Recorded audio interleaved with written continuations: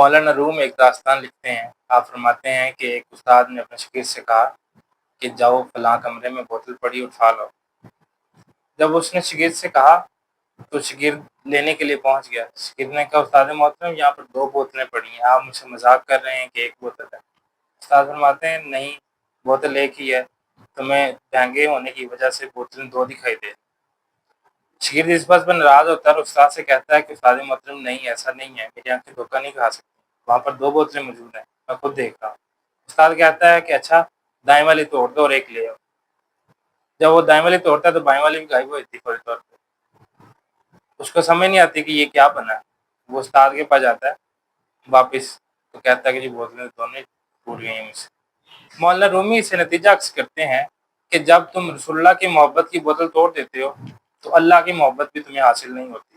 حالانکہ بوتل 1 ہی ہے، لیکن ان لوگوں کو اپنے مہنگے پن کی وجہ سے بوتلیں 2 دکھائی دینے لگ جاتی۔ حقیقت یہ ہے کہ 1 ہی بوتل ہے